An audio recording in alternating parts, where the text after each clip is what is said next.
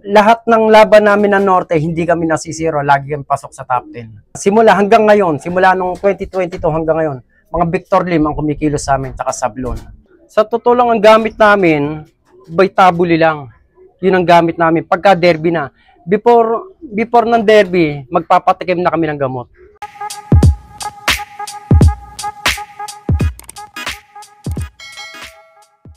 Magandang hapon po, mga kalapatids. Kami po nga pala ang Triple F Loop. Ako nga pala si Jay Malanay. Ako naman si Francis Malanay.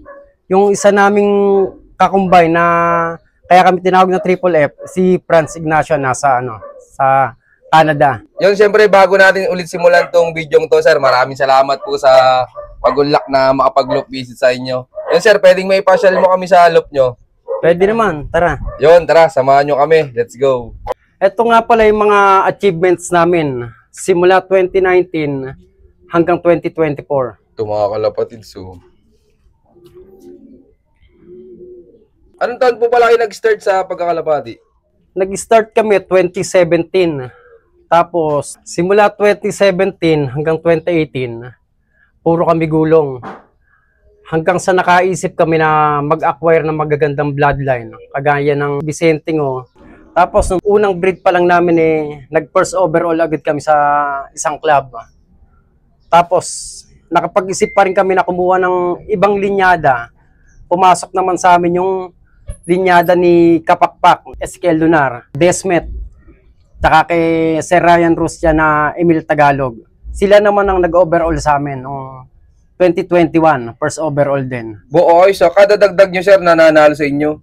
Napapaswerte naman kami dahil simula nung 2019 hanggang 2021, parehas first overall ang kinuha namin, magkaibang club. Oh, yes, congrats sa inyo, sir. Tapos ano sumunod na dinagdag yung bloodline? Tapos nung 2022, kumilos pa rin sa amin yung Vicentingo. Pagdating nung after 2022, pinahiram naman kami ni Boss Magic Lyrics tsaka ni Choi Moso ng Victor Lim. Nag-upgrade kami para makapag-infuse kami ng Unang salang namin, yun, kumilos naman yung mga anak niya. Mga simula hanggang ngayon, simula nung 2022 hanggang ngayon, mga Victor Lim ang kumikilos sa amin tsaka Sablon. Kaya lahat ng laban namin ng Norte, hindi kami nasisiro. Lagi kami pasok sa top 10. Ah, consistent winner guys sa Norte, sir. Norte, hindi. Kumbaga sa yung galing ng ibon, kailangan samahan pa natin ng tiyaga para yung consistent natin sa Norte o kahit sa South, magtuloy-tuloy. Yan, congrats sa Triple F Loop. Tapos sir, pwedeng malaman kung bakit kayo nabansagan dito na Kabayo Line? Nabansagan kaming Kabayo Line simula nung 2021 kasi yung nakikita namin sa mga loop na merong horseshoe na sabi nila pampaswerte. Tapos, bumili naman yung kakumbay namin. Kasi yung kakumbay namin talagang taga-bili, taga-kuha ng mga ibon. Ngayon, simula nun, kada taon, kada laban namin, pasok kami sa overallan. Kaya, namin na kada laban namin, nagcha-champion kami. Tapos, parang binabanggit ko yung swerte namin na tungkol sa sapatos ng kabayo. Kaya, kada post ko, sasabihin ko sa post ko na basta't may sipang kabayo, mananalo tayo. Yun, nabansagan naman kami na Kabayo Line. Simula nun, hanggang ngayon. Ah, doon na pala nagsimula yun, sir. O, simula nun, 2021. Ito, papasyal naman tayo nila sa kanilang Flyers Loop. Mga kalapatids, welcome nga pala kayo dito sa aming Flyers Loop. Yung Flyers Loop namin, malaki sa ngayon kasi sa totoo lang, nagsimula kami sa napakalit na loop. Simula noong 2017, halos breeder cage lang kami. Noong 2019, noong nanalo kami, kahit papaano nag-upgrade kami ng flyers taka ng breeder loop. Hanggang sa nagtuloy-tuloy ang panalo namin, hanggang sa lumaki na yung loop namin. Kaya itong loop namin, simula nung nag-ibon kami, katas po ng panalo lahat to. Wala po kaming nagastos na pera dito. Oo, isa sila din yung nagpundar para sa loop nila, sir. Ano masasabi niyo, sir, kapag nandito yung loop sa taas? Anong pinagkaiba nung dating loop niyo na nasa baba?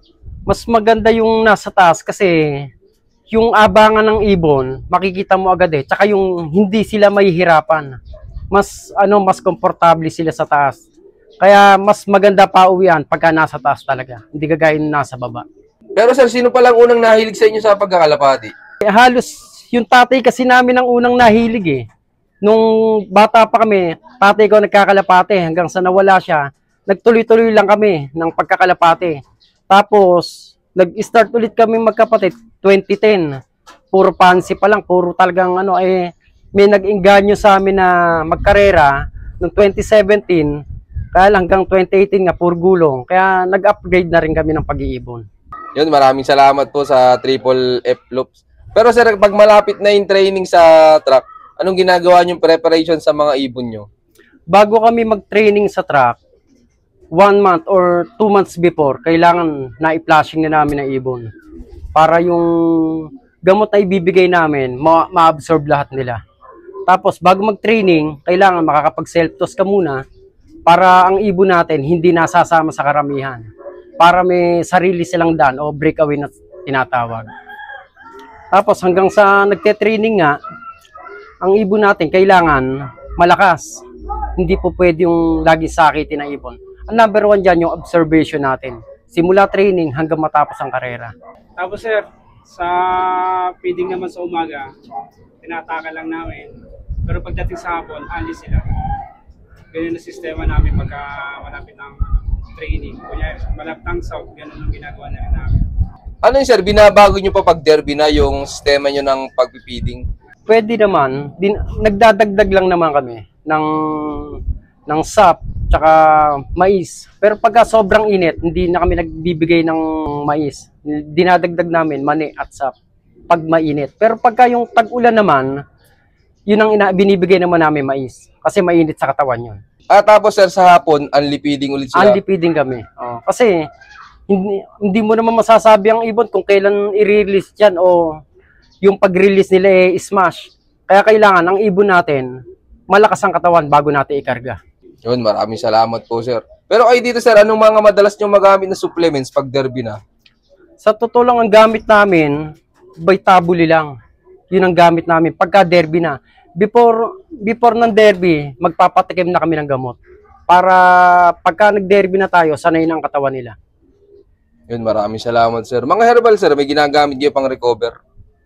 Ang pang-recover kasi namin, halos lang electrolyte lang Ang salubong namin, saka yung minsan victory pills. Herbal sir, anong mga gamit nyo dito? Ang herbal namin dito, yung bawang lang. Bawang, tapos sinahaluan lang namin ng apple cider pagka Lunes. Yun lang ang namin, pang-flashing sa loob na 1 linggo. Kamusta naman sir pag-recover nyo na ganun lang yung gamit nyo? Okay naman kasi simula 2019, yun ang ginagamit namin hindi kami nagbago. Kasi base sa observation ko, gumaganda naman ang katawan nila. Yun, maraming salamat po sir. Pero tingin nyo sir, ano naman yung pinaka-importante sa pagkakalapati para manalo? Para sa akin, ang pinaka number 1 para manalo tayo sa pagkakalapate ay yung tutok. Nakatutok ka sa ibon, yung observation mo kada uwi bago ikarga para makikita mo yung ibon kung kayang manalo o hindi.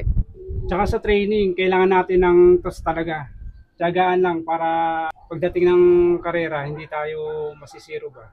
Kasi kami nung lumaban ng Norte, lagi kami pumapasok sa top 10 Mapa first lap, second lap.